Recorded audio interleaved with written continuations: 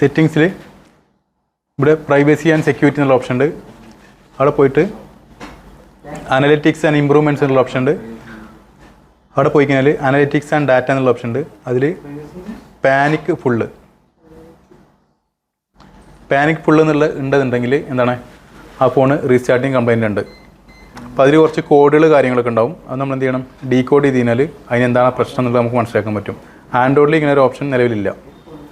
Okay, അപ്പോൾ ആ രീതിയിലേക്ക് നമുക്ക് എന്ത് ചെയ്യാൻ പറ്റും, ഫൈൻഡ് ചെയ്യാൻ പറ്റും. കണ്ടിട്ടുണ്ടോ? ആരെയും ചെയ്തിട്ടുണ്ടോ? നിങ്ങൾ ജസ്റ്റ് യൂട്യൂബിൽ നിന്ന് സെർച്ച് ചെയ്തോളി, കിട്ടും. നിങ്ങൾക്ക് പറഞ്ഞതെന്നുണ്ടെങ്കിൽ നമ്മൾ ആ മൊബൈൽ എന്ത് ചെയ്താൽ മതി, പാനിക്കുള്ള ഒരു മൊബൈൽ കമ്പ്യൂട്ടറിൽ കണ്ടതിന് ശേഷം ഇവിടെ ഒരു ആപ്ലിക്കേഷൻ ഉണ്ട്, iDevice പാനിക് ലോഗ് അനലൈസർ. ഈ ആപ്ലിക്കേഷൻ ഓപ്പൺ ചെയ്തിട്ട് ഫോൺ ഇതിൽ കണക്ട് ചെയ്താൽ അതിലുള്ള പാനിക് റിപ്പോർട്ടുകൾ, ഈ ഫോൺ റീസ്റ്റാർട്ട് ആവാൻ കാരണമായ റിപ്പോർട്ടുകൾ അതിൽ സേവായി കിടക്കുന്നുണ്ടാകും. ആ റിപ്പോർട്ട് ഓപ്പൺ ചെയ്താൽ അത് എന്തിൻ്റെ പ്രശ്നമാണെന്നുള്ളത് ഇവിടെ കാണിച്ചു തരും. Cellphonics, Institute of Mobile Phone Technology,